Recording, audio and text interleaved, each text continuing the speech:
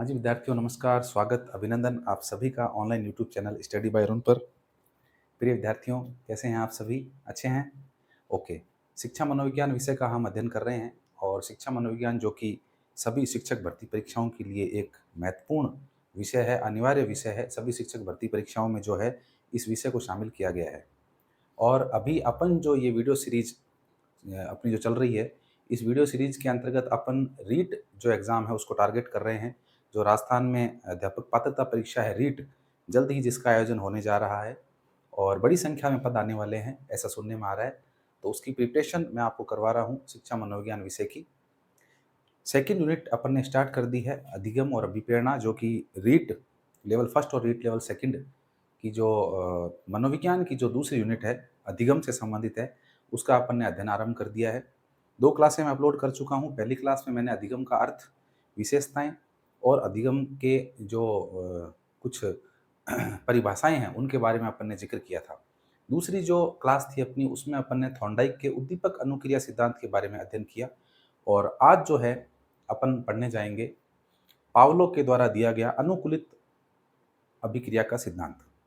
अनुकूलित अभिक्रिया सिद्धांत या फिर आप इसको जो है शास्त्रीय अनुबंधन सिद्धांत भी कह सकते हैं। हुँ? इस सिद्धांत का अध्ययन अपन आज करने वाले हैं। चलिए, तो विषय अपना जो पढ़ रहे हैं वो है मनोविज्ञान।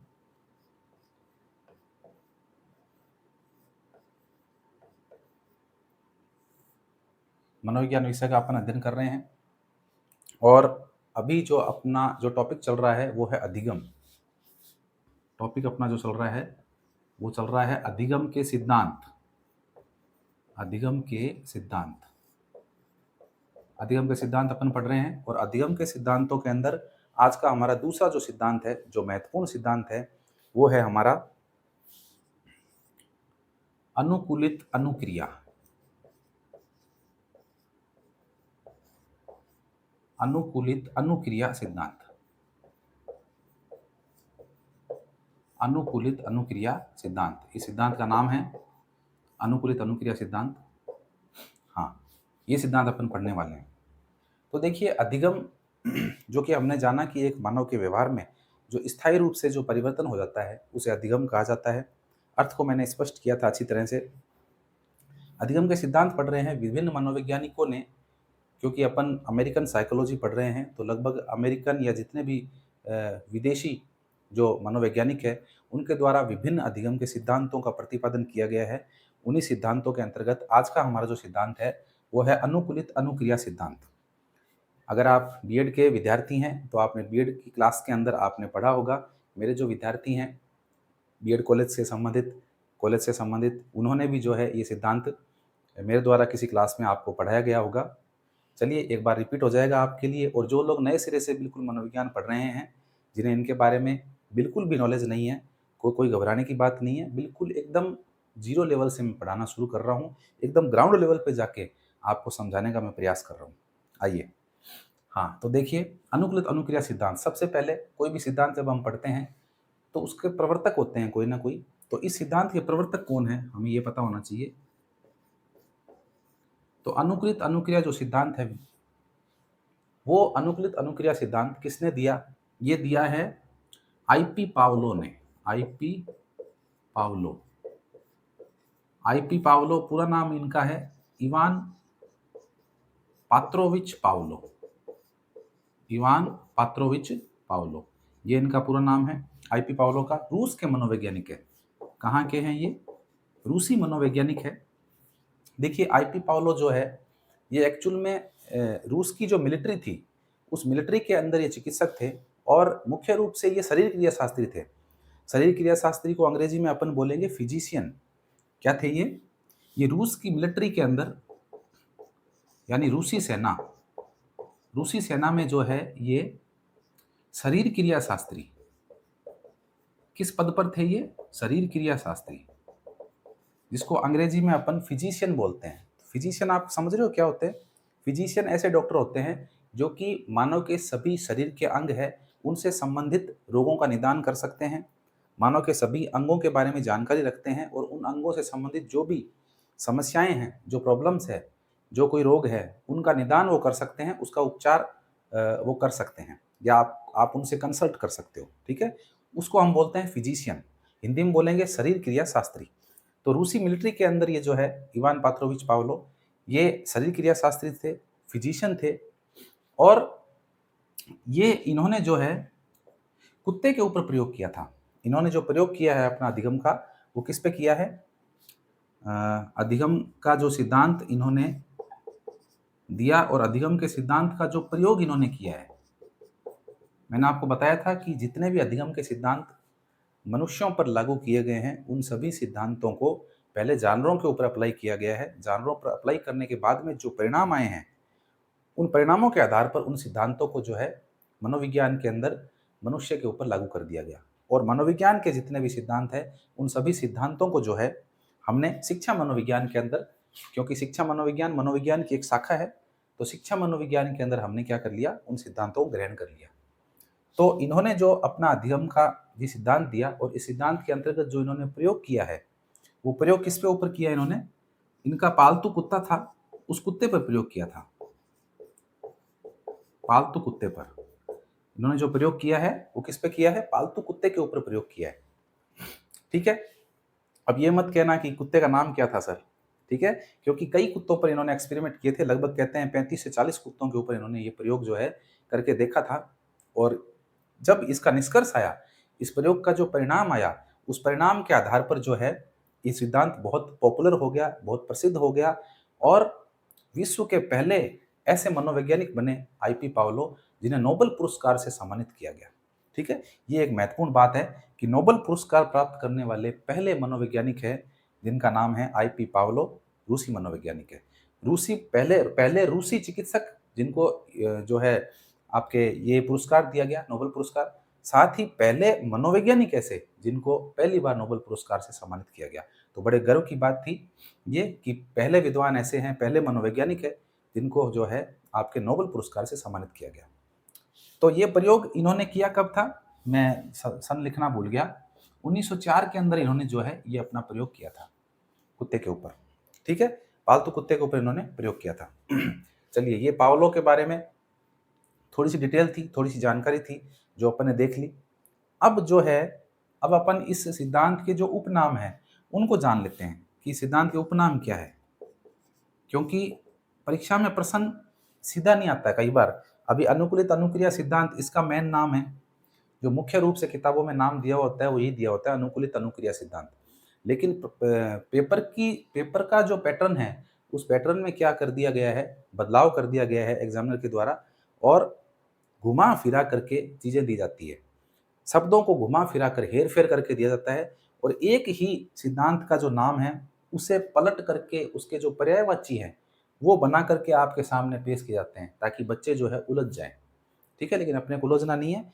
सभी नाम अपन देख लेते हैं कौन कौन से जो है उपनाम है इसके। देखिए, अनुकूलित अनुक्रिया सिद्धांत, इस सिद्धांत को शास्त्रीय अनुबंधन सिद्धांत भी कहते हैं।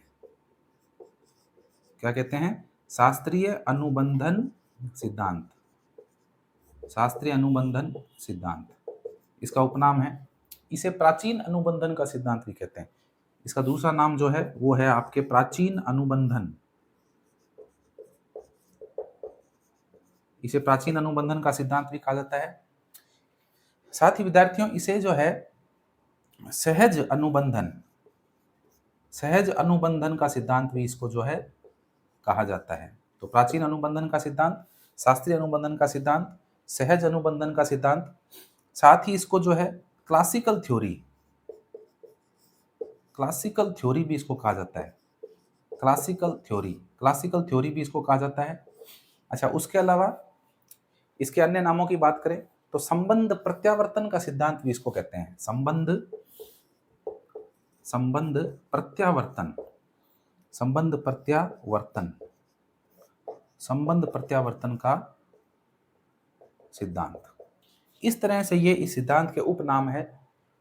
इन सारे उपनामों का जो है विद्यार्थियों, ये सारे उपनाम जो है इनका अर्थ एक ही है, जो हम अनुकूलित अनुक्रिया सिद्धांत के बारे में पढ़ने जा रहे हैं। अब देखिए, शास्त्रीय अनुबंधन का सिद्धांत कह दीजिए, चाहे आप इसको प्राचीन अनुबंधन कह दीजिए, चाहे आप इसको सहज अनुबंधन कह दीजिए, चाहे आप इसको क्लासिकल थ्योरी, क्लासिकल का मतलब शास्त्रीय होता है, तो इसको अंग्रेजी में अगर शास्त्रीय अनुबंधन को अगर अंग्रेजी में कन्वर्ट करेंगे तो क्या आएगा, क्लासिकल थ्योरी आएगा। और संबंध प्रत्यावर्तन का सिद्धांत भी इसको कहा जाता है। तो ये इनके जो नाम हैं उनके बारे में अपन आगे डिस्कस करेंगे।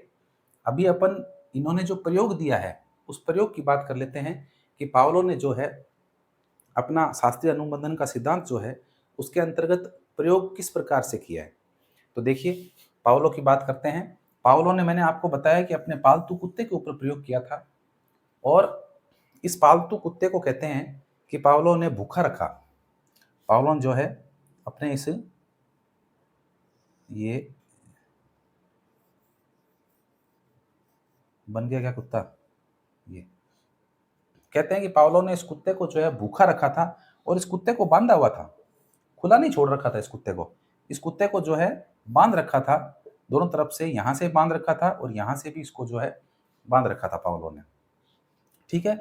और इसके सामने यहाँ पर जो है, यहाँ पर एक टेबल के ऊपर जो है विद्यार्थियों, यहाँ पर इसके सामने भोजन इसको दिया जाता था, पावलो के द्वारा सामने यहाँ पर भोजन दिया जाता था। और यहाँ पर ये इस तरह से पावलो जो है खड़ा होकर के, और जो भी इसको कार्य करने होते थे वो ये करता था, ठीक है। अब देखिए मुख्य बात क्या है, चूंकि पावलो जो है, मैंने आपको बताया कि शरीर क्रिया शास्त्री थे, फिजिशियन थे, तो सबसे पहले इन्होंने क्या किया कि कुत्ते की जो लार ग्रंथि होती है, कुत्ते की लार की जो ग्रंथि है, लार की ग्रंथि, क्योंकि कुत्ता जब भी भोजन को देखता है तो उसकी लार आती है, स्वाभाविक क्रिया है ये। लार का आना क्या है, लार का आना एक स्वाभाविक क्रिया है ना। भोजन को देख करके कहते हैं ना, मुंह में पानी आ गया। आपने वो लोमड़ी वाली कहानी सुनी होगी, लोमड़ी भूखी थी और बगीचे में गई, उसे अंगूर दिखाई दिए और अंगूरों को देख करके लोमड़ी के मुंह में पानी आ गया।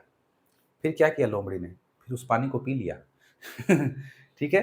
तो उन अंगूरों को देखकर लोमड़ी के मुंह में पानी आना क्या है, एक स्वाभाविक क्रिया है।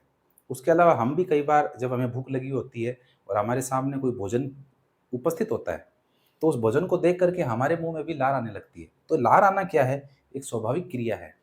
कुत्ते के मुंह में से लार आ रही है भोजन देख करके, वो उसकी एक स्वाभाविक क्रिया है। समझना इन शब्दों को। तो इसने क्या किया, पावलो ने क्या किया कि कुत्ते की जो लार ग्रंथि है इसका ऑपरेशन कर दिया। क्या कर दिया, ऑपरेशन। कुत्ते की लार ग्रंथि का ऑपरेशन कर दिया। इसको पैरोटिड ग्रंथि भी कहा जाता है। लार ग्रंथि जो होती है इसको पैरोटिड ग्रंथि, पैरोटिड, इसको पैरोटिड ग्रंथि भी कहा जाता है, लार ग्रंथि को। तो कई किताबों में ऐसे पैरोटिड भी लिखा हुआ है कि इसने जो है कुत्ते की पैरोटिड ग्रंथि का ऑपरेशन कर दिया।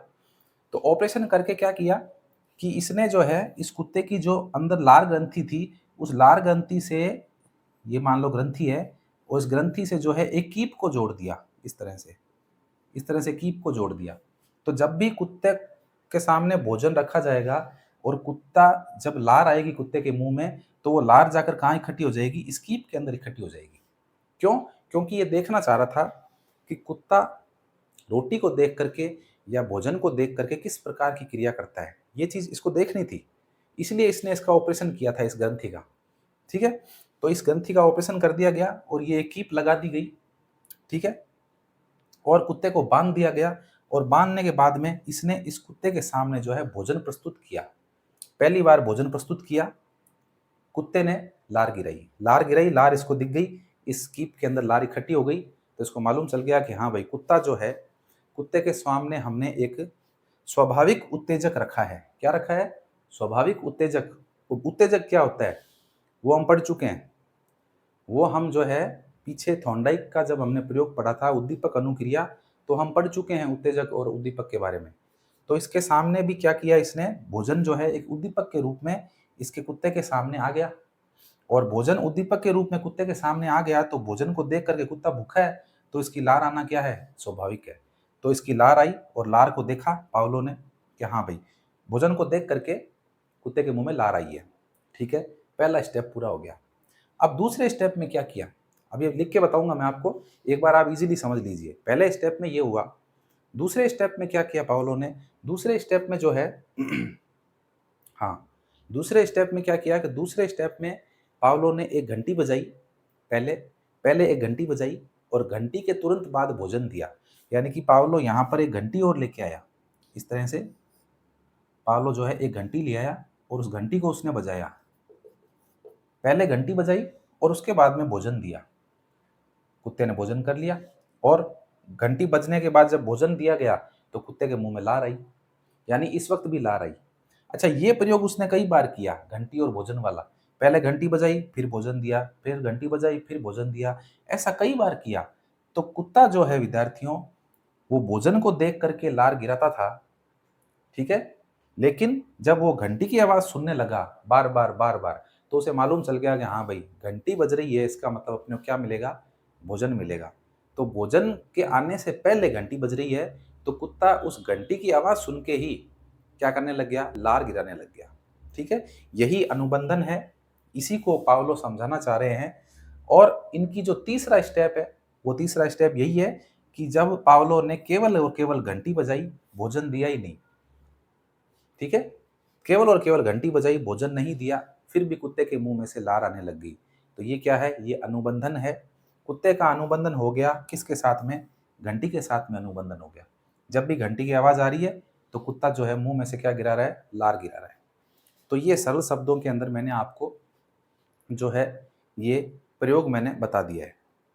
अब हम पेपर में प्रश्न किस तरह से आता है, पेपर में ऐसे प्रश्न नहीं आता है, पेपर में प्रश्न किस तरह से आते हैं और किस लैंग्वेज में आते हैं, अब हम उसकी बात करेंगे। यहाँ तक आपको समझ में आ गया होगा। कोई चीज़ लिखना चाह रहे हैं तो मैं साइड में होता हूँ, आप इसका स्क्रीनशॉट भी ले सकते हैं, या साथ साथ लिख रहे हैं तो और भी अच्छी बात है। सारी चीज़ें मैं यहाँ पे नहीं लिख सकता हूँ, एक एक चीज़ें आप सोच रहे हो मैं पूरा लाइन बना के लिखूँ, ऐसा लिखना पॉसिबल नहीं है। ऐसा लिखेंगे तो क्लास बहुत लंबी हो जाएगी। मैं चाह रहा हूँ आपको फटाफट जो कॉन्सेप्ट है आपका मनोविज्ञान को लेकर के, उसको मैं क्लियर कर दूँ। ठीक है, तो देखिए यहाँ तक हो गया, प्रयोग हमने पढ़ लिया। अब अपन इसको प्रयोग को जो है लिख करके देखते हैं कि लैंग्वेज किस तरह की आती है और प्रश्न किस तरह से बनते हैं इसके अंदर। ठीक है, इसको मिटा देता हूं मैं, चलो।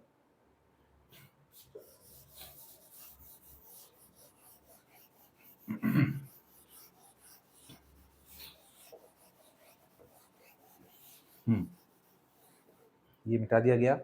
अब देखिए, अब अपन बात कर रहे हैं कि जो पावलो ने जो ये प्रयोग किया है, इस प्रयोग को अपन पेपर में प्रश्न किस तरह से आते हैं वो अपन देखते हैं।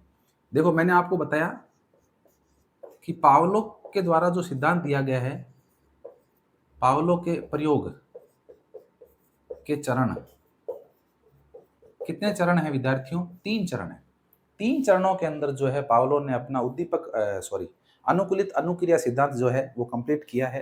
तो तीनों चरणों की अपन बात करते हैं। फर्स्ट स्टेप, देखिए फर्स्ट स्टेप में पावलो ने क्या किया था, मैंने आपको बताया कि फर्स्ट स्टेप के अंदर जो है पावलो ने ये रोटी, ठीक है, रोटी दी, कुत्ते के सामने रोटी रखी, कुत्ते ने क्या किया,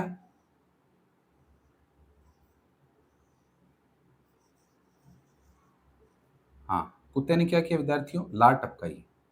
कुत्ते ने जो है रोटी को देख कर क्या टपका दी, लार टपका दी। ओके, दूसरे में क्या किया, देखिए सेकंड स्टेप में क्या किया, सेकंड स्टेप के अंदर जो है विद्यार्थियों एक घंटी बजाई गई। ठीक है, ये मान लो आप इस तरह से, ये घंटी है, ये घंटी को बजाया गया, प्लस साथ में भोजन दिया गया, यानी कि रोटी दी गई। तो कुत्ते ने क्या किया, कुत्ते ने लार गिराई। हाँ, कुत्ता थोड़ा ऐसा ही बन रहा है भाई, कोई बात नहीं। ये कुत्ते ने इस बार भी क्या किया, कुत्ते ने लार गिराई। स्टेप तीसरे की बात कर रहे हैं अपन, थर्ड स्टेप की बात कर रहे हैं।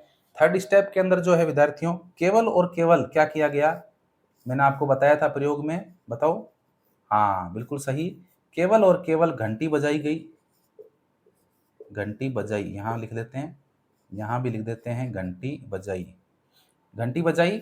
और कुत्ते ने क्या किया, घंटी को देख करके, घंटी बजती हुई सुन करके भी जो है कुत्ते ने क्या किया, लार गिरा दी। यहाँ भी कुत्ता जो है वो लार गिरा रहा है। ठीक है,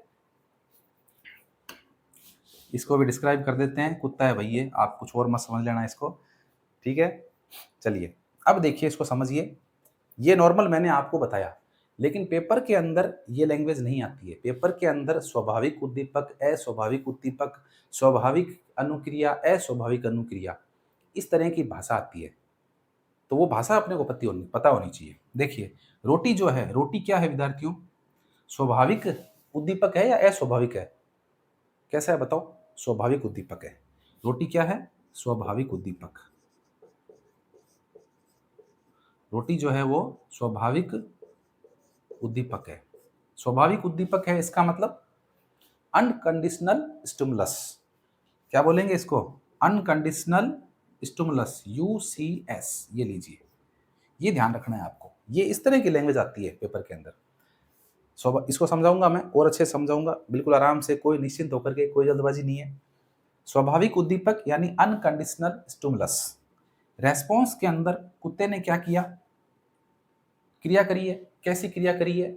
स्वाभाविक क्रिया करी है। लार गिराना क्या है? स्वाभाविक क्रिया है। स्वाभाविक क्रिया। लार गिराना क्या है विद्यार्थियों? स्वाभाविक क्रिया या अनुक्रिया कह सकते हो आप। स्वाभाविक अनुक्रिया है। अंग्रेजी में क्या बोलेंगे इसको? Unconditional response. ये लो, UCR, अनकंडीशनल रेस्पॉन्स। एक बार लिख लेते हैं, फिर अपन इसको समझेंगे और अच्छे से। आगे देखिए, अब घंटी बजा रहे हैं। घंटी क्या है? घंटी क्या है भाई? स्वाभाविक उद्दीपक है या अस्वाभाविक उद्दीपक है? पहले तो आप ये बताइए। स्वाभाविक नहीं है ना, अस्वाभाविक उद्दीपक है। घंटी क्या है? घंटी है अस्वाभाविक उद्दीपक। घंटी अपने आप में अस्वाभाविक उद्दीपक है। लेकिन रोटी क्या है? रोटी मैंने आपको बताया, रोटी या भोजन, भोजन कह सकते हो आप। भोजन क्या है? भोजन स्वाभाविक उद्दीपक है। भोजन जो है वो क्या है? स्वाभाविक उद्दीपक। भोजन स्वाभाविक उद्दीपक है। ठीक है। कुत्ते ने इसके बदले में कुत्ते ने क्या किया? कुत्ते के सामने अस्वाभाविक उद्दीपक भी प्रस्तुत किया गया और स्वाभाविक उद्दीपक भी प्रस्तुत किया गया। अस्वाभाविक उद्दीपक को क्या लिखेंगे अपन? UCS। तो इसके ब्रैकेट में भी क्या लिख देंगे? UCS। ओके।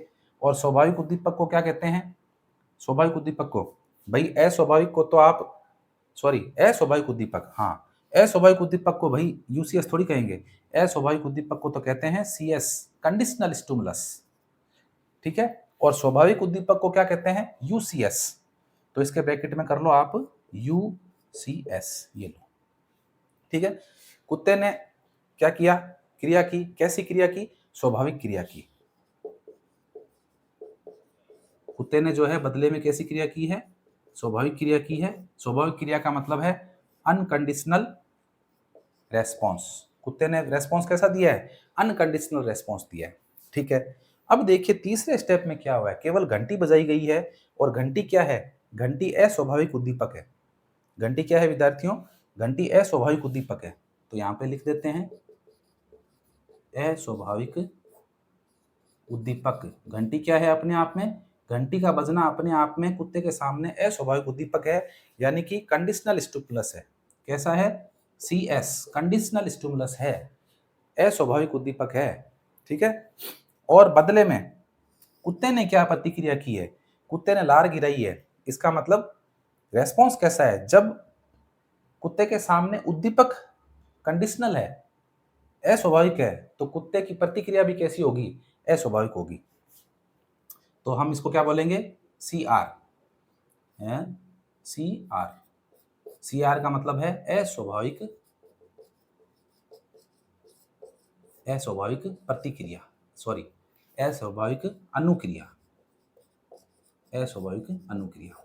ठीक है। ये देखिए, ये मैंने सारी बातें इसमें लिख दी। अब इसको एकदम आराम से तसल्ली से समझते हैं। आप में से बहुत से लोग कंफ्यूज हो गए हैं, मुझे पता है। देखिए, ये देखिए, इसको देखिए पहले आप, ये इतने इतने को देखिए। पहले पहला स्टेप अपन पढ़ रहे हैं, पहले स्टेप को देखिए आप। ये पहला स्टेप है अपना। ठीक है। देखिए, रोटी, रोटी मैं कह रहा हूं कि अपने आप में स्वाभाविक उद्दीपक है। स्वाभाविक क्यों है विद्यार्थियों? क्योंकि रोटी खाना, भोजन करना मानव का स्वभाव है और हम अपने स्वभाव स्वरूप कोई ना कोई भोजन ग्रहण करते हैं। तो रोटी अपने आप में क्या है? स्वाभाविक उद्दीपक है। इसमें कोई किसी प्रकार की कृत्रिमता नहीं है, स्वाभाविक उद्दीपक है। भोजन हमारे सामने कोई भी होगा, चाहे वो समोसा है, कचौरी है, चाहे कोई नमकीन है, मीठा है, ये सब क्या है? स्वाभाविक है। अपने स्वाभाविक रूप में हमारे सामने उपस्थित है ये। ठीक है। इसीलिए हम इनको क्या बोलते हैं? स्वाभाविक उद्दीपक बोलते हैं। ठीक है। अच्छा, स्वाभाविक उद्दीपक को अनकंडीशनल स्टिमुलस बोलते हैं। क्यों बोलते हैं अनकंडीशनल? क्योंकि कंडीशन, देखिए कंडीशन, कंडीशन यानी कि जहां कोई कंडीशन नहीं हो वो क्या होता है, वो अनकंडीशन, उसे अनकंडीशनल बोलेंगे। यानी कि जहां पर कोई कंडीशन नहीं हो, कोई किसी प्रकार का नियम लगा हुआ नहीं हो, उसको हम बोलते हैं स्वाभाविक, हमारा स्वभाव। जैसे मान लीजिए आप में से प्रत्येक व्यक्ति का स्वभाव अलग अलग प्रकार का होगा।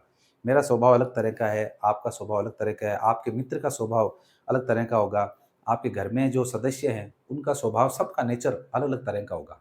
तो वो उनका स्वभाव जो है वो क्या है, वो प्राकृतिक है, वो प्रकृति की देन है, वो ईश्वर प्रदत्त है। ठीक है। तो यहाँ पर यही बात हो रही है कि जहाँ पर नियम लग जाते हैं, जहाँ पर नियम लग जाते हैं वहाँ पर जो है स्वभाव नहीं होता। तो यहाँ पर मैं कह रहा हूँ अनकंडीशनल, यानी कोई कंडीशन नहीं है, किसी प्रकार की कोई कंडीशन नहीं है, कहीं किसी प्रकार की कोई बाधा नहीं है, किसी प्रकार का कोई दबाव नहीं है, किसी अन्य चीज का प्रभाव नहीं है, उसको हम बोलते हैं अनकंडीशनल। क्या बोलते हैं उसको? अनकंडीशनल बोलते हैं। यानी कि देखिए, मानव का कोई स्वभाव है, मानव का कोई मौलिक क्रिया मानव कर रहा है। मान लीजिए मेरी कोई कविता है, मैं कविता लिख रहा हूँ, तो कविता मेरी मौलिक कृति है, मेरे स्वभाव से वो आई है, मेरे प्राथमिक विचार हैं जो मैं लेकर के आया हूँ और मैंने वो कविता लिखी है। तो वो क्या है, वो अपने आप में स्वाभाविक है। स्वाभाविक है तो वहाँ पर कोई कंडीशन नहीं है, किसी प्रकार की कोई कंडीशन लागू नहीं हो रही है। इसीलिए इसको स्वाभाविक उद्दीपक को अंग्रेजी में बोलते हैं अनकंडीशनल स्टिमुलस। समझ रहे हो? यानी कोई कंडीशन लागू नहीं हो रही है। यहाँ पर सबसे ज़्यादा कन्फ्यूज होते हैं बच्चे। यहाँ पर क्या होते हैं कि स्वाभाविक, यहाँ तो देखते हैं स्वाभाविक लिखा हुआ है और यहाँ पर सर ने अनकंडीशनल लिख दिया। तो इस चीज़ को समझो, पहले शब्द को समझो कि अनकंडीशन का मतलब क्या है। अनकंडीशनल स्टिमुलस का मतलब है कि जहाँ पर कोई कंडीशन लागू नहीं होती है किसी प्रकार की, उसको बोलते हैं स्वाभाविक उद्दीपक। स्वभाव में है, रोटी के ऊपर कोई, भाई रोटी है, भोजन है, अब इसके ऊपर, इसमें कोई कृत्रिमता नहीं है किसी प्रकार की। ठीक है ना, इसमें कोई कृत्रिमता नहीं है, रोटी है, भोजन है, पेट भरने के काम आती है तो पेट भरेंगे। ठीक है। तो इसीलिए इसको स्वाभाविक उद्दीपक को हम बोलेंगे यूसीएस, यानी अनकंडीशनल स्टिमुलस। चलिए, तो कुत्ते के सामने ये स्वाभाविक उद्दीपक प्रस्तुत किया गया, अनकंडीशनल स्टिमुलस इसको दिया गया, तो कुत्ते ने जो क्रिया की है वो कैसी की है, वो भी स्वाभाविक की है। यानी कुत्ते की क्रिया भी कैसी है, स्वाभाविक क्रिया है उसकी, उसकी मौलिक क्रिया है। कुत्ता हो चाहे जानवर हो, चाहे कोई भी पशु हो, चाहे कोई भी व्यक्ति हो, वो भोजन को देखकर क्रिया कैसी करेगा, स्वाभाविक क्रिया करेगा। उसे भूख लगेगी, उसके मुंह में लार आएगी, उसके मुंह में पानी भर आएगा और वो भोजन को प्राप्त करने के लिए ललायत रहेगा। तो वहां पर भी कोई कंडीशन लागू नहीं हो रही है। ठीक है ना, भोजन आपके सामने रखा है तो कोई कितना भी रोके आप भोजन करेंगे। ठीक है ना, क्यों? क्योंकि एक स्वाभाविक क्रिया है, मानव का भोजन करना अपने आप में एक स्वाभाविक क्रिया है। ठीक है। तो इसीलिए कुत्ते के द्वारा जो स्वाभाविक क्रिया की जा रही है, वो क्या किया जा रहा है, लार गिरा रहा है वो, ये उसकी स्वाभाविक क्रिया है, स्वभाव में है उसके। भाई बिच्छू को आप हाथ में उठा रहे हो, बिच्छू ने डंक मार दिया, मारेगा डंक तो वो, क्यों? क्योंकि वो उसकी स्वाभाविक क्रिया है, वो उसका स्वभाव है, डंक मारना उसका स्वभाव है। ठीक है। मनुष्य का क्या स्वभाव है, मनुष्य क्या कर्तव्य है, दूसरों की सेवा करना, बड़ों का आदर करना, छोटों से प्रेम करना, परहित के कार्य करना, लोक सेवा के कार्य करना, ये मानव के कर्तव्य हैं, मानव के स्वभाव में शामिल है ये चीज़ें। तो मैं यही समझाना चाह रहा हूँ कि कुत्ते के द्वारा स्वाभाविक क्रिया की जा रही है, लार गिरना भोजन देखकर अपने आप में एक स्वाभाविक क्रिया है। इसीलिए इसको हम बोलेंगे अनकंडीशनल रेस्पॉन्स, यानी यहाँ पर किसी प्रकार की कोई कंडीशन लागू नहीं हो रही है। भई आप रोक नहीं सकते हो, भोजन देखकर कुत्ता लार गिराएगा तो गिराएगा, आप रोक सकते हो क्या उसको? आप नहीं रोक सकते हो। आप भूखे हैं, आपके सामने भोजन आ गया, तो आप उस भोजन को खाएँगे, कोशिश करेंगे उसको खाने की, या खाएँगे नहीं तो आप बहुत ज़्यादा भूखे हैं तो आपके मुँह में लार आना स्वाभाविक चीज़ है। तो उस वहाँ पर कोई आपकी लार को रोक नहीं सकता है, कोई किसी प्रकार का प्रतिबंध नहीं लगा सकता है। समझ रहे हो? तो अनकंडीशन का मतलब यही है कि स्वाभाविक चीज़ है, उसके ऊपर किसी प्रकार का दबाव नहीं बनाया जा सकता। वो तो उसकी व्यक्ति के स्वभाव में निहित है, तो वो उस कार्य को करेगा, उसको आप रोक नहीं सकते हो। ठीक है? तो ये आपको समझ में आ गया होगा यूसीएस अच्छी तरह से, यूसीएस और यूसीआर आपको अच्छे समझ में आ गया होगा। ठीक है? रोटी स्वाभाविक उद्दीपक है और इसके प्रति कुत्ते ने जो है वो स्वाभाविक क्रिया की है, यानी लार गिराई है, उसको हम बोलेंगे अनकंडीशनल रेस्पॉन्स। अनकंडीशनल स्टिमुलस सामने प्रस्तुत हुआ है, तो रेस्पॉन्स भी कैसा होगा, अनकंडीशनल होगा, किसी प्रकार का कोई उसके ऊपर दबाव नहीं होगा, कोई लाग लपेट नहीं होगी। रोटी देखी तो लार आना स्वाभाविक है। ठीक है, पहला स्टेप आप समझ गए होंगे। आई होप, मुझे ऐसा लग रहा है। अब देखिए दूसरा स्टेप पढ़ते हैं। दूसरे स्टेप में आप इतनी चीज़ ध्यान रखिए, ये कहाँ तक हो गया? हाँ, यहाँ तक है। ये दूसरे स्टेप में आप जो है इतनी चीज़ ध्यान रखें, इधर इतनी इतनी ध्यान रखनी है और इस तरफ आपको ये इतना ध्यान रखना है। ये लीजिए, ये सेकंड स्टेप है अपना। अब देखिए सेकंड स्टेप को अच्छे से समझिए, ये महत्वपूर्ण है। सेकंड स्टेप में मैंने बताया कि पावलो ने पहले घंटी को बजाया, घंटी बजाई और प्लस उसके बाद में इसने रोटी दी, तो कुत्ते के मुंह में से लार आ गई। और इस प्रयोग को उसने बार बार दोहराया, घंटी बजाई रोटी दी, घंटी बजाई रोटी दी, कुत्ते के मुंह में लार आई। इस प्रयोग को उसने कई बार किया। तो देखिए घंटी बजाना अपने आप में क्या है? अस्वाभाविक उद्दीपक है। उद्दीपक तो है, लेकिन कैसा है? अस्वाभाविक है। घंटी बजाना अपने आप में अस्वाभाविक है, ठीक है? कोई स्वभाव में नहीं है घंटी बजना।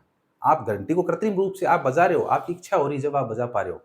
भाई लार को आप रोक नहीं सकते हो, घंटी बजाने को तो रोक सकते हो।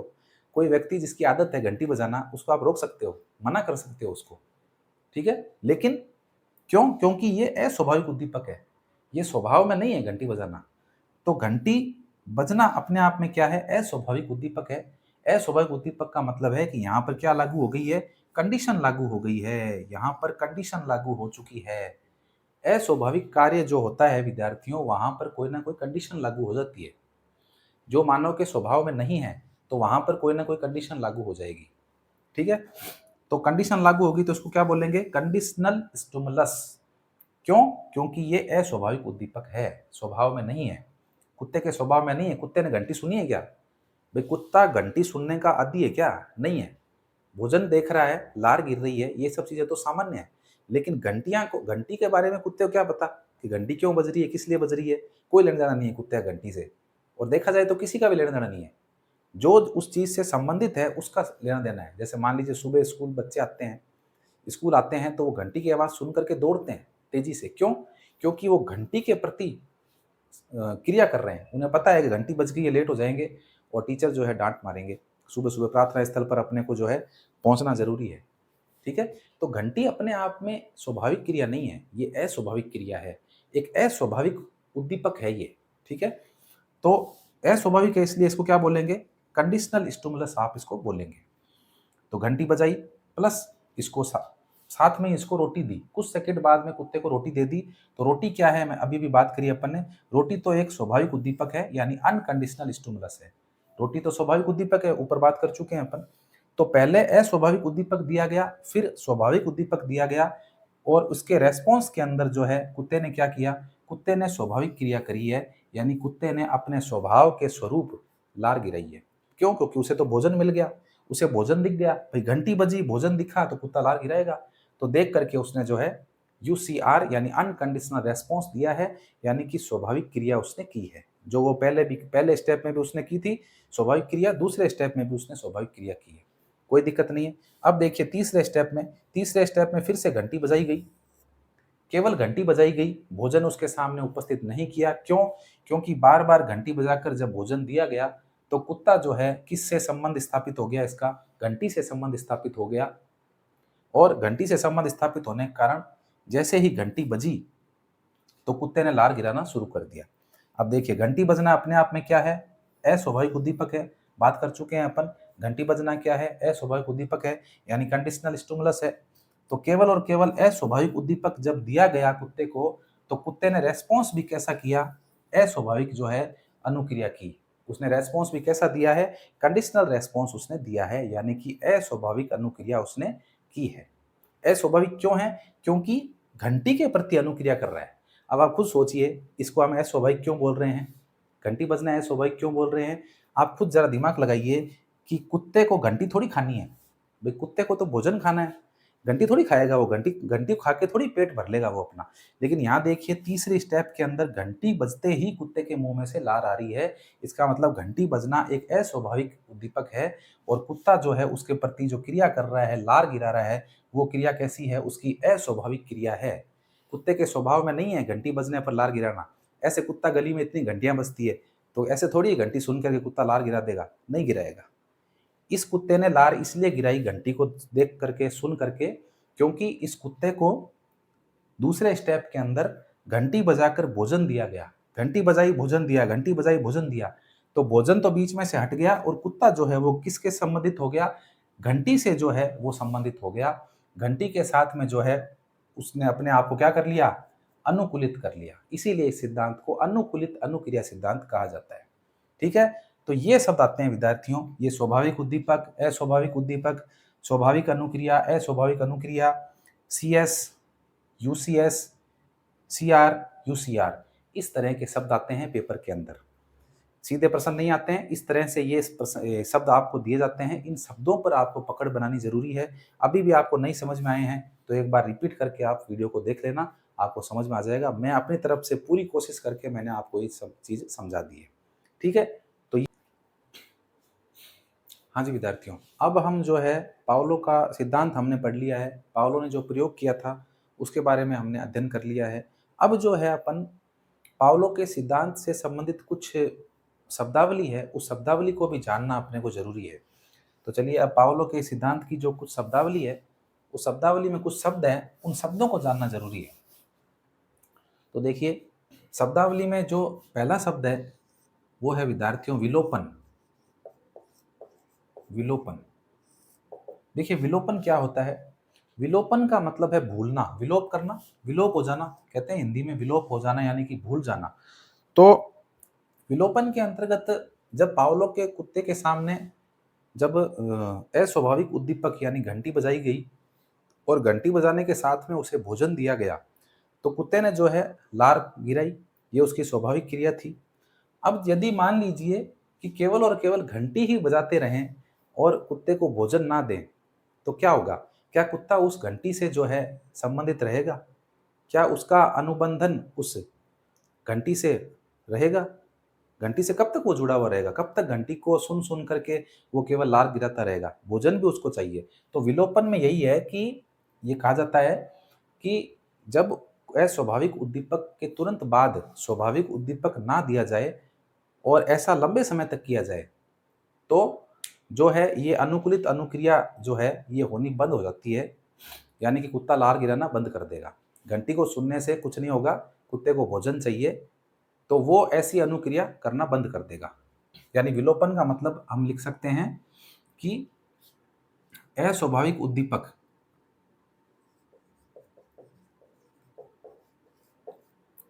अस्वाभाविक उद्दीपक के पश्चात अस्वाभाविक उद्दीपक के पश्चात स्वाभाविक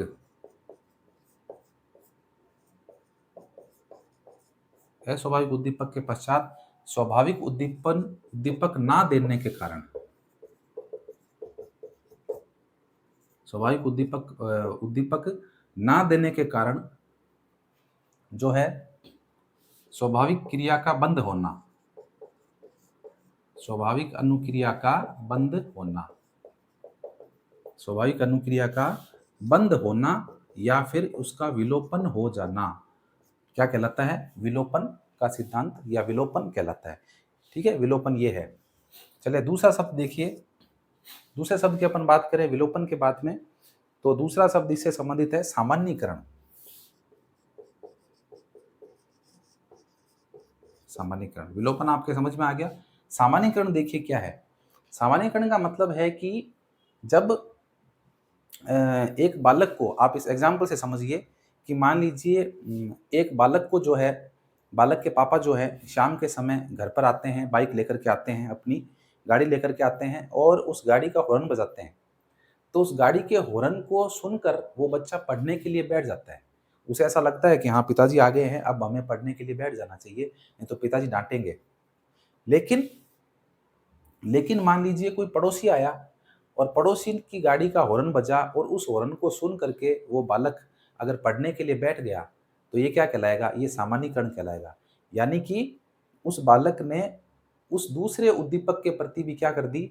अनुक्रिया कर दी। एक उद्दीपक तो उसके पिताजी की बाइक का हॉर्न था, उसके प्रति उसे अनुक्रिया करनी थी, लेकिन पड़ोसी की बाइक और उससे बजने वाला हॉर्न वो भी उसके लिए क्या बन गया? उद्दीपक बन गया और उसके प्रति उसने क्या कर दी? अनुक्रिया कर दी, सेम अनुक्रिया कर दी। पड़ोसी गाड़ी का हॉर्न बजा और उसने सोचा कि पिताजी आ गए हैं और वो पढ़ने के लिए बैठ गया। ठीक है, तो ये क्या कहलाएगा? ये सामान्यीकरण कहलाएगा। यानी कि उद्दीपकों के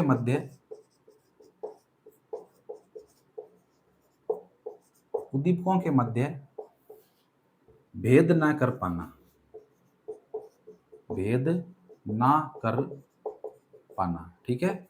उद्दीपकों के मध्य भेद ना कर पाना, उद्दीपकों के बीच में क्या ना कर पाना, भेद ना कर पाना, ही क्या कहलाता है, आपका सामान्यीकरण कहलाता है। चलिए समझ में आ गया। अब देखिए तीसरा शब्द देखिए आप, हाँ तीसरा शब्द है स्वतः प्रकटीकरण।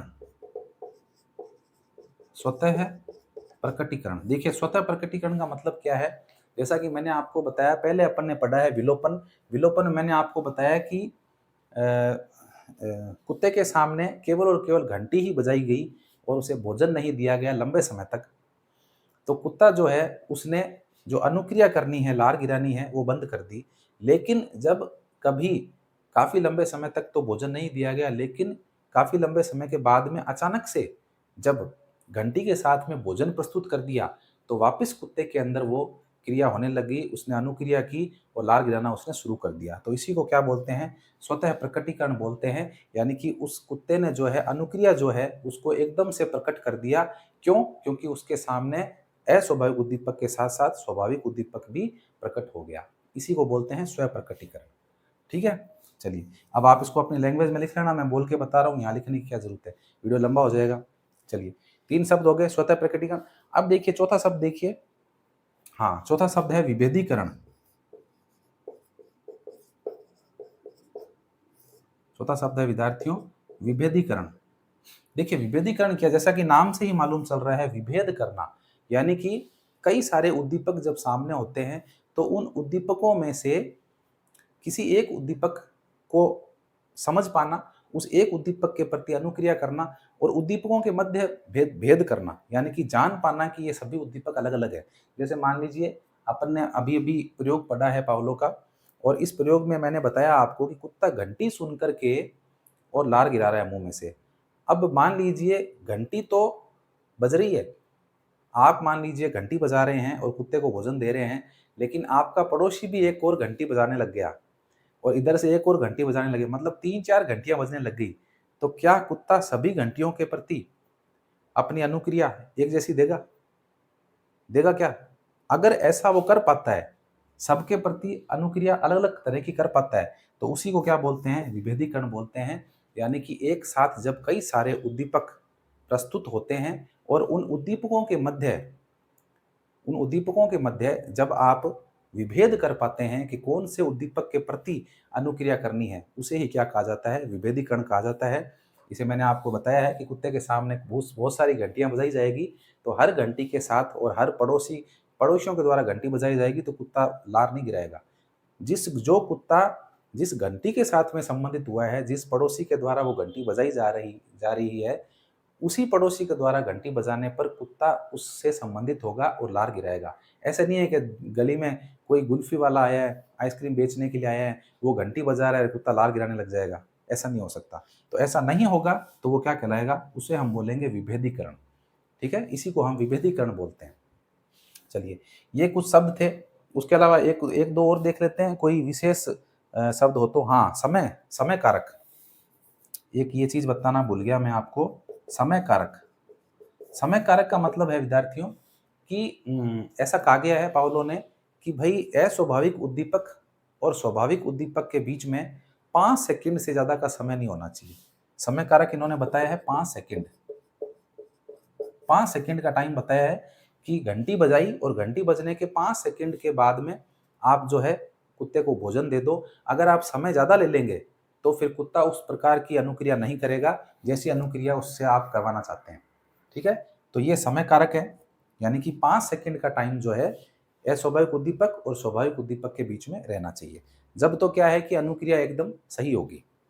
हाँ और देखते हैं, और देखिए उद्दीपन, एक शब्द उद्दीपन और आ रहा है, ये भी आपको पता होना चाहिए। उद्दीपन, उद्दीपन क्या होता है? देखो अभी तक हमने पिछला जो प्रयोग पढ़ा था उद्दीपक अनुक्रिया, उद्दीपक पढ़ा, यानी कि उद्दीपक क्या है, उद्दीपक किसी कार्य को करने के लिए जो आपको प्रेरणा मिल रही है ना, किसी व्यक्ति वस्तु स्थान को देख करके और आपको प्रेरणा मिल रही है उस चीज को प्राप्त करने के लिए, वो अपने आप में उद्दीपक है है ना। उद्दीपक आपको खींच रहा है अपनी तरफ, वो उद्दीपक है। आप उसे प्राप्त करना चाह रहे हैं, वो उद्दीपक है। अनुक्रिया आपके द्वारा जो रेस्पॉन्स किया जा रहा है, रेस्पॉन्स दिया जा रहा है, वो आपकी अनुक्रिया है। लेकिन यहाँ पर शब्द आ रहा है उद्दीपन। उद्दीपन क्या है? उद्दीपन का तात्पर्य है कि उद्दीपक को देखने के बाद व्यक्ति के ऊपर उसका जो प्रभाव आता है, उसको हम उद्दीपन बोलते हैं। जैसे मान लीजिए आप रोड पर जा रहे हैं और रोड पर गाड़ी लेके जा रहे हैं और सामने जो है रेड लाइट ऑन हो गई है। तो रेड लाइट आपके सामने ऑन हो गई है, तो आपको पता है रेड लाइट का मतलब क्या है? रेड लाइट का मतलब है कि आपको रुकना है, ठीक है? आपको रुकना है, आप रुक गए और जैसे ही ग्रीन लाइट हुई तो आप चल दिए। तो आप संकेतों के द्वारा जो है आप अधिगम कर पा रहे हैं, आप सीख पा रहे हैं। लेकिन जब आप आगे चले तो एक एक सामने से गाड़ी आई और उसकी लाइट जो थी वो बहुत तेज़ लाइट थी और वो तेज़ लाइट आपकी आँखों में पड़ी और आपकी आँखों में गिरने से अनायास ही आपकी आँखें बंद हो गई। ये क्या है? ये उद्दीपन है। यानी कि उस उद्दीपक का प्रभाव जब व्यक्ति के ऊपर गिरता है, तो जो प्रभाव हमें दिखाई देता है वो क्या कहलाता है? उद्दीपन कहलाता है। आप रोड से जा रहे हैं, आपको समोसा खाना है, खाने की आपकी इच्छा तो नहीं थी, लेकिन आपको खुशबू आई समोसे की, समोसा बन रहा है किसी होटल में और आपको खुशबू आ रही है। तो आपको उसकी खुशबू से आपके ऊपर जो प्रभाव पड़ा है, आपको प्रेरणा मिली है कि मुझे उस उद्दीपक को यानी उस समोसे को खा लेना चाहिए, उस कचौरी को मुझे खा लेना चाहिए। तो ये जो प्रभाव आपके ऊपर दिखाई दे रहा है उद्दीपक का, वो क्या कहलाएगा? वही आपके उद्दीपन कहलाएगा। ठीक है? तो ये कुछ शब्द थे। हाँ, मुख्य रूप से हाँ, एक शब्द और रह गया, संबद्ध प्रतिक्रिया। ये बताना भूल गया। इस अनुकूलित अनुक्रिया सिद्धांत का एक उपनाम भी अपन ने लिखा था, संबद्ध प्रतिक्रिया। तो ये भी अपने को पता होना चाहिए, संबद्ध प्रतिक्रिया। संबद्ध प्रतिक्रिया किसे कहते हैं विद्यार्थियों? ये आपको पता होना चाहिए। संबद्ध प्रतिक्रिया का मतलब है कि उद्दीपक के प्रति अस्वाभाविक उद्दीपक के प्रति स्वाभाविक क्रिया जो की जा रही है, उसे हम संबद्ध प्रतिक्रिया बोलते हैं। संबद्ध, आप संबंध हो गए, संबंध स्थापित हो गया आपका। भाई कुत्ते का संबंध स्थापित हो गया ना घंटी के साथ में।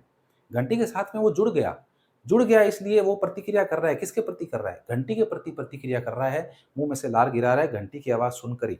इसी को क्या बोला है पावलो ने? संबद्ध प्रतिक्रिया बोला है। ठीक है? तो अनुकूलित अनुक्रिया सिद्धांत का एक नाम संबद्ध प्रतिक्रिया का सिद्धांत भी है। ठीक है? तो ध्यान रखना आप, संबद्ध प्रतिक्रिया का ये मतलब होता है अस्वाभाविक उद्दीपक से संबंधित होकर के और प्रतिक्रिया देना, उसे हम बोलते हैं संबद्ध प्रतिक्रिया। इसे आप संबंध प्रत्यावर्तन भी कह सकते हो। इसको आप जो है संबंध प्रत्यावर्तन ये भी आप इसको कह सकते हो, एक ही बात है। संबद्ध प्रतिक्रिया कह दीजिए, चाहे आप संबंध प्रत्यावर्तन कह दीजिए। ठीक है? चलिए, अब ये जो है विद्यार्थियों, ये कुछ महत्वपूर्ण शब्दावली थी पावलो के सिद्धांत से संबंधित। अब एक चीज और रह गई बतानी, और वो ये है कि पावलो के इस सिद्धांत का जो समर्थन है 1904 में हमने बताया कि पावलो का ये सिद्धांत जो है इसने 1904 के अंदर दिया था, नोबेल पुरस्कार प्राप्त किया था इस सिद्धांत को लेकर के। अधिगम का महत्वपूर्ण सिद्धांत है ये। और इस सिद्धांत को समर्थन दिया था वाटसन ने, जेबी वाटसन, जो कि व्यवहारवाद के जनक कहलाते हैं। जेबी वाटसन ने विद्यार्थियों इस सिद्धांत को जो है समर्थन दिया था, और समर्थन 1920 में इन्होंने जो है एक प्रयोग किया। वाटसन ने जो है विद्यार्थियों,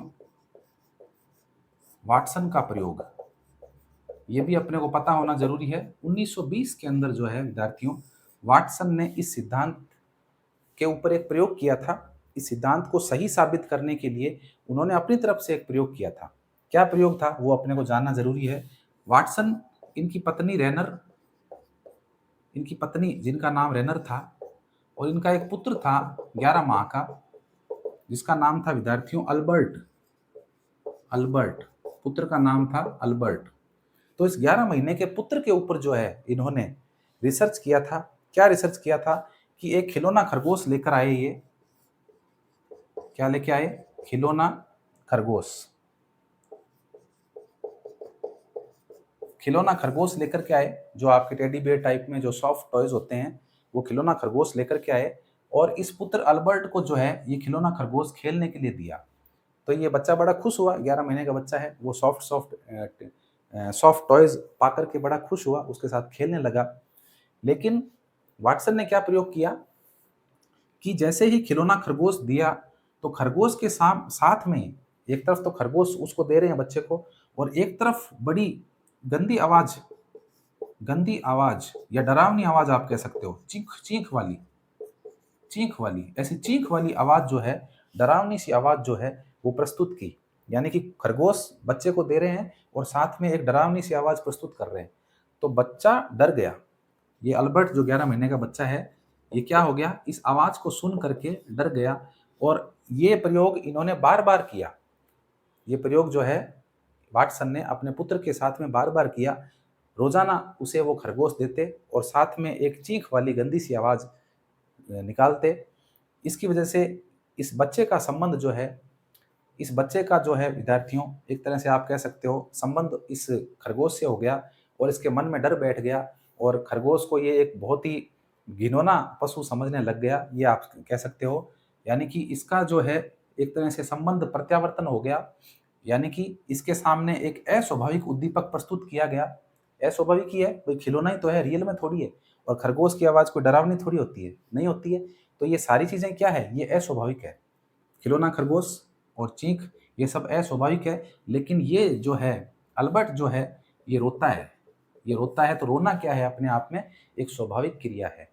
तो अस्वाभाविक उद्दीपक के प्रति इसने क्या कर दिया, स्वाभाविक अनुक्रिया कर दी। तो इससे परिणाम निकाला वाटसन ने कि भाई जो पावलो का जो ये प्रयोग है, आपके अनुकूलित अनुक्रिया का सिद्धांत, शास्त्रीय अनुबंधन का सिद्धांत, ये बिल्कुल करेक्ट है, और मैं इसका पूरे एकदम जोश के साथ में इसका समर्थन करता हूँ।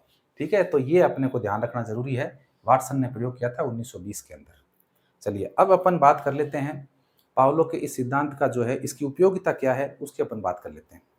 विद्यार्थियों, पावलो के सिद्धांत की उपयोगिता अपन पढ़ लेते हैं। अंतिम रूप से इस सिद्धांत को अपन पढ़ने जा रहे हैं। सिद्धांत की उपयोगिता देखिए क्या क्या है। सिद्धांत की उपयोगिता में सबसे पहले अपन बात करें, आदतों के निर्माण में सहायक है।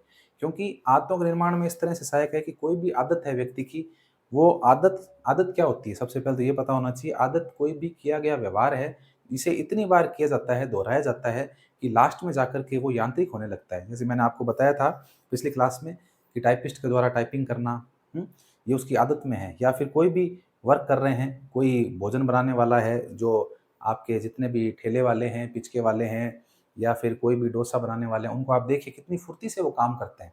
क्यों? क्योंकि उनको उस चीज़ की आदत हो गई है, वो उस कार्य को, व्यवहार को बार-बार कर रहे हैं, इस वजह से उनको आदत हो गई है उस कार्य की।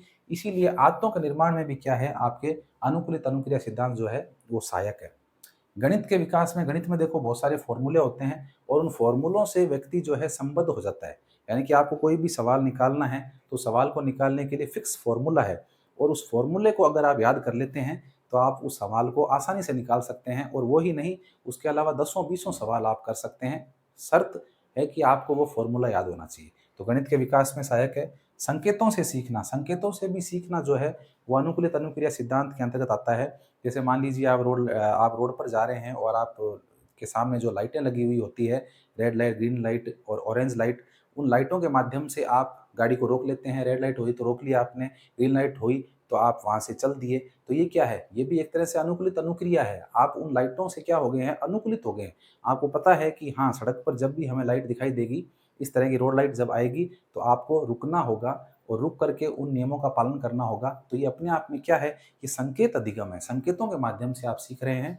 तो इसीलिए इसको जो है संकेतों से सीखना भी आप कह सकते हैं। ये उपयोगिता है इसकी। दर्शन और सामाजिक नैतिक विकास में सहायक है। दर्शन और विकास में इस तरह से सहायक है विद्यार्थियों, कि जैसे हमारे रोजमर्रा के जो सामाजिक, जो पारिवारिक घर के जो घरेलू काम हैं, उन कामों की दृष्टि से देखा जाए, चाहे कोई नैतिक विकास की दृष्टि से देखा जाए, तो कहीं न कहीं व्यक्ति जो है अनुकूलित होता है। जैसे मान लीजिए हमारी जो परंपराएँ हैं, जो रूढ़ियाँ हैं, जिस तरह से एक बिल्ली रास्ता काट लेती है, तो सभी व्यक्ति वहाँ रुक जाते हैं।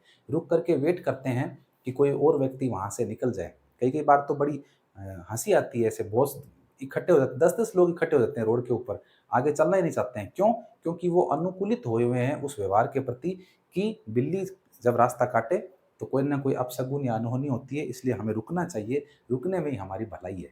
तो कहीं न कहीं वो अनुकूलित हुए हुए हैं। अच्छा, रसोई के अंदर चप्पल लेके हम नहीं जा सकते हैं, क्योंकि मम्मी जो है डांटेगी, मम्मी कहेगी कि रसोई घर के अंदर अन्न देवता निवास करते हैं, इसलिए हमें चप्पल जूते लेकर के प्रवेश रसोई में नहीं करना चाहिए। तो वहाँ भी हमारा व्यवहार क्या हो गया है, अनुकूलित हो गया है उसके प्रति, देवताओं के प्रति, और अन्न के देवता के प्रति या अग्नि देवता के प्रति जो भी है, हम एक अनुकूलित व्यवहार का प्रदर्शन वहाँ पर कर रहे हैं। ठीक है? तो इस तरह से दर्शन और सामाजिक और नैतिक विकास के अंदर भी जो है इस सिद्धांत की उपयोगिता है। भय को दूर करने के लिए भी, विद्यार्थियों, भय को दूर करने के लिए भी ये सिद्धांत जो है काफ़ी इम्पोर्टेंट है। देखा जाए तो भय को पैदा करने के लिए भी ये सिद्धांत है। जैसे आपने छोटे बचपन के अंदर आपने देखा होगा, माता-पिता आपको अक्सर कहा करते हैं, बाहर मत जाओ, हाऊ खा जाएगा, बाहर भूत बैठा है। तो ये सारी चीज़ें क्या है? ये एक तरह से बालक को जो है अनुकूलित कर दिया गया है, उस एक नाम को बोल करके, उस एक आवाज़ को सुना करके, या अंधेरे से डर लगने की बात बोल करके बालक को अनुकूलित कर दिया है। तो भय का विकास भी एक तरह से हो रहा है। दूसरी तरफ भय के निवारण की अगर बात करें, भय को दूर करने के लिए ये सिद्धांत भी काम करता है। क्यों? क्योंकि व्यक्ति उस कार्य के प्रति अनुकूलित हो जाता है। आपने देखा होगा कि आपकी जो बिजली की लाइनें हैं, उन लाइनों के ऊपर चढ़ कर के मिस्त्री जो है बिल्कुल बेखौफ होकर के, निर्भय होकर के काम करते हैं। क्यों? क्योंकि वो उस कार्य के प्रति अनुकूलित हो गए हैं। उस कार्य को करने में उन्होंने जो है सिद्धता हासिल कर ली है, इसलिए वो उस काम को ईज़िली कर पा रहे हैं। ठीक है? तो भय के निवारण में भी काम आता है ये। साथ ही भाषा के विकास में, भाषा का विकास, जिस तरह से भाषा का विकास होता है विद्यार्थियों, पहले लिसनिंग, यानी कि पहले बालक भाषा को सुनता है, उसके बाद में एलएसआरडब्ल्यू, भाषा का जो सिद्धांत होता है, भाषा विकास का जो सिद्धांत है, वो एलएसआरडब्ल्यू पे काम करता है। एल एल यानी लिसनिंग, यानी पहले बच्चा सुनता है, एस यानी स्पीकिंग, फिर बोलने का प्रयास करता है, फिर रीडिंग, फिर पढ़ने का प्रयास करता है, और अंत में डब्ल्यू यानी राइटिंग, यानी वो लिखता है। तो इस तरह से भाषा विकास का ये क्रम होता है, एलएसआरडब्ल्यू, ये आपको याद होना चाहिए। एलएसआरडब्ल्यू ये मनोवैज्ञानिक क्रम है भाषा विकास का। तो इस क्रम के अनुसार भाषा के विकास के अंदर भी जो है, भाषा के अंदर जैसे मान लीजिए आप छोटे बच्चों को अक्षर लिखना सिखाते हैं, आप हिंदी वर्णमाला सिखा रहे हैं, तो आप बच्चों को जो है सामने अक्षर लिखते हैं और बच्चे उसके ऊपर जो है इस तरह से अपनी पेंसिल को या फिर जो चॉक होती है उसको चलाते हैं। तो यहाँ कहीं न कहीं बच्चे जो हैं इन अक्षरों के प्रति, इन वर्णमाला के प्रति क्या हो जाते हैं, अनुकूलित हो जाते हैं, और अनुकूलित होकर के और फिर उसी तरह का व्यवहार वो आगे प्रदर्शित करते हैं, और इन अक्षरों से शब्द बनाते हैं, शब्दों से फिर वाक्यों का निर्माण करते हैं। तो इस तरह से ये पावलो के सिद्धांत की उपयोगिता है। आई होप विद्यार्थियों आपको पावलो का सिद्धांत अच्छे से समझ में आ गया होगा। जितनी भी चीज़ें पावलो के सिद्धांत से संबंधित थी, महत्वपूर्ण थी, वो मैंने सारी इस क्लास में कवर कर दी है। क्लास थोड़ी-सी लंबी हो सकती है, लेकिन एक-एक चीज़ मेरा पूरा दायित्व है, कर्तव्य है कि मैं आपको एक-एक चीज़ जो मुझे आती है, वो मैं आपको एकदम पूर्ण रूप से बताने का प्रयास करूँ, ताकि आपका पूरा कॉन्सेप्ट इस सिद्धांत को लेकर के क्लियर हो जाए। ठीक है? तो आज के लिए इतना ही, मिलते हैं एक और नई वीडियो के साथ में। जय भारत, जय हिंद, नमस्कार।